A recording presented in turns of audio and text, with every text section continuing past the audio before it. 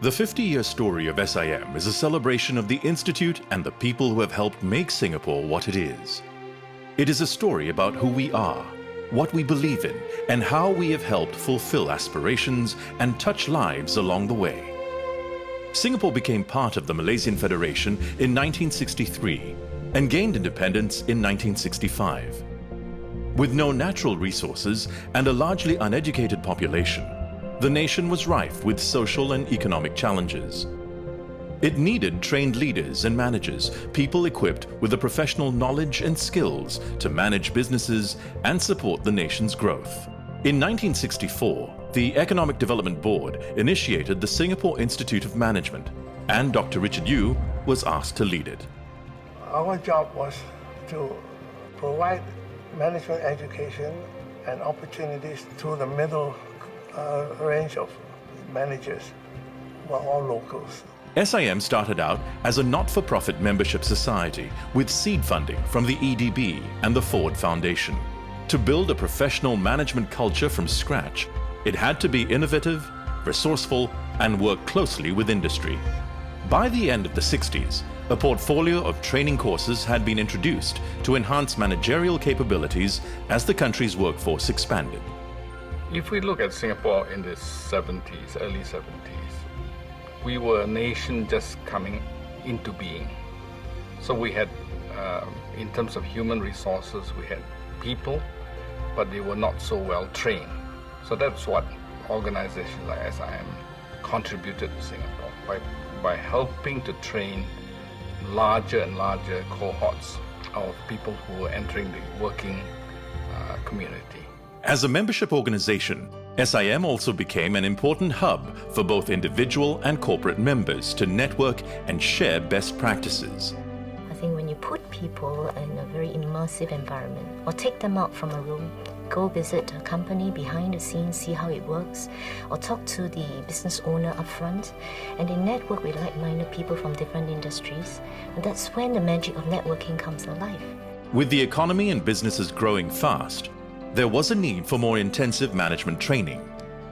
Although government had an adult education board, but the adult education board was providing more literacy and numeracy than skills in terms of work skills or skills in terms of academic learning. In 1973, SIM introduced a 2-year diploma in management studies. This was the first dedicated course that equipped professionals to meet increasing business demands. The DMS program was, for my cohort, the only answer to what we're looking for. And that is a program that we can get ourselves grounded in business skills. There was nothing else available. And those of us who enrolled in the program were just delighted there was something like that offered by SIM. The DMS was a breakthrough program which set the ground for SIM to move into adult higher education, and is still the foundation for numerous management and business studies today. Throughout the 70s, SIM continued to introduce many innovative learning platforms to further develop professional management practices in business executives. To address the needs of the Chinese-speaking business community, SIM subsequently introduced a suite of diploma in business studies taught in Mandarin in 1981. 因为像我们早期我们都读华文教育的，我们确实是没有像现在那些受英文教育的朋友有那么多的机会去接触整个世界上的一些资讯。那么因为在 SIM 这样的一个华文的课程上，确实是提升了我们这些华文教育，尤其是像我们这样有年级的啊。In 1984, to supplement its publicly run professional development courses, SIM set up its in-house training and consultancy unit. SIM had traditionally been giving short courses, public programs, creating awareness of what management was, supervision was. But after a little while, we felt that it would be more effective to bring this in-company. More people can be trained. It's more cost-effective in the sense that there will be more implementation, less of a learning decay. Working closely with public and private companies, its consultants developed customized management programs to enhance organizations' effectiveness. The Housing and Development Board was one client which needed a consistent management system to permeate its 14,800 staff to deliver well and quickly. Well, we actually scouted around the market to look for a system that was result-based, and was very happy that SIM could offer such a system. In the end, we sent something like over 300 senior officers of high potential for training, but starting with me in the first class. Rapid industrialization also created new career options for higher qualified workers, and many aspired to get a degree. In the 80s, education opportunity was quite limited for school leavers, let alone working adults. At that point in time, there were only 2 universities, out of which only one was offering management education.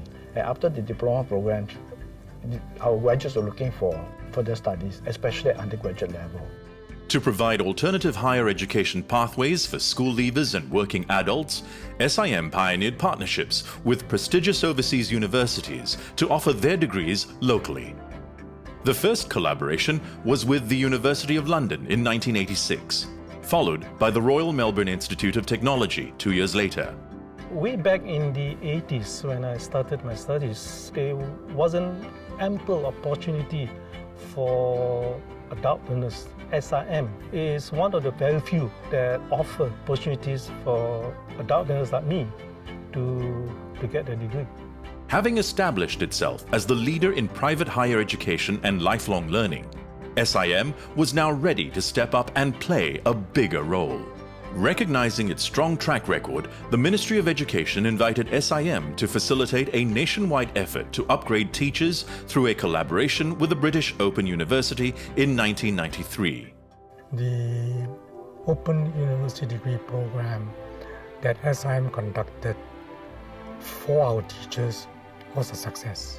It was a risk, having to collaborate with an institution outside to offer degree programs, but it was a risk worth taking because SIM was a known institution with a good history. The Open University program subsequently expanded into other disciplines and further enabled working professionals to upgrade their qualifications. SIM has enabled me, I think, to accomplish a lot more things that I never imagined I can do. For example, I never imagined I can be an entrepreneur and start a business, and I'm starting to employ and create jobs for these people, and at the same time providing services for a lot of organizations in Singapore. As the world moved into the information age and our economy surged ahead, SIM continued to push forward with its spirit of innovative adventure. At the start of the millennium, the private education sector was growing rapidly. SIM had fulfilled its mission well, but needed a new direction to ride the waves of change and stay at the forefront. An organization like SIM, like all great organizations, need a sense of purpose. And I felt that actually it was unclear about its purpose because the earlier purpose of executive education was being overtaken by many other organizations which were offering the same. So our role was no longer distinctive. And I decided that with lack of clarity of purpose, with so much resources on hand, there must be, a new way forward. In 2005, SIM reinvented itself through 3 education brands focusing on different segments of learners: SIM Professional Development, SIM Global Education, and the SIM University. It was conceived that we would use the executive education program to use the private education initiative in the form of SIM Global today to be a for-profit enterprise. So within the organization of SIM, we had a for-profit enterprise and a not-for-profit university. And little did we then know we had created actually a social enterprise. With the first private university for working adults, SIM enabled new possibilities for lifelong learning. The university was conceived as a university for working adults right from the beginning. And this has become our strength in that we harness the experience of our students. We've also harnessed the experience of associates we bring from industry to teach. SIM University allowed students to balance work, family and study commitments through a flexible combination of classroom and e-learning modules. To suit working adults, we need to have learning anytime, anywhere, and at their own pace. And to do that, we have to have e-learning. So some of my students tell me, I'm attending a midnight university. I ask why. I have to work when I go home. I have to give time to my family. When they go to bed, I start to learn. So it is a midnight university. So to do that, you cannot have a classroom situation. So you need e-learning. The most challenging part is really when we are becoming the first-time parents, we do not really know what to expect. So due to the flexibility that UNISIM offer, we were able to defer 2 modules for a semester, slowing down our pace a bit. So when we welcome parenthood and thereafter we can pick up our pace again and continue to finish our course within the shortest time as possible. In less than a decade since its establishment, UNISIM has been designated by the government to run publicly funded full-time programs. When the Prime Minister visited us 2 years ago, he was happy to see what we have achieved. And next year we are likely to have a law school as well, which shows the government's confidence in UNISIM being a good university. To support a holistic education and prepare students for the new economy, SIM invested $300 million to double its campus size at Clementi Road by 2014. In just 5 decades, SIM has grown from strength to strength. It is now home to over 50,000 members, 36,000 students, and 130,000 alumni. All of my lectures are delivered by overseas faculty. So that means people fly over to deliver their lectures, and I learn everything, not just in terms of like my Singaporean context being in Singapore, but also in terms of international experiences. SIM has helped me to fulfill my aspiration by giving me a pathway to finish my degree and learn different soft skills.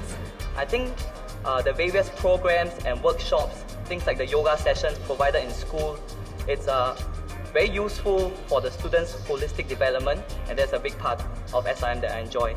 All of our students have been inspired to fulfill their aspirations and build a brighter future for themselves and Singapore. When I look back at the last 50 years, it makes me very proud. In only 50 years, we have gone from a 2-story shop house to a multi-location modern campus. Our courses have created education opportunities for all Singaporeans, which have allowed our businessmen, leaders, and innovators to compete on the world stage. If we have achieved all this in only 50 years, imagine what we will achieve in another 50. As we celebrate our first 50 years, we draw inspiration from our journey and pride in our accomplishments. We stand ready to embrace the future as we continue to further our mission in fostering leadership and management excellence through lifelong learning.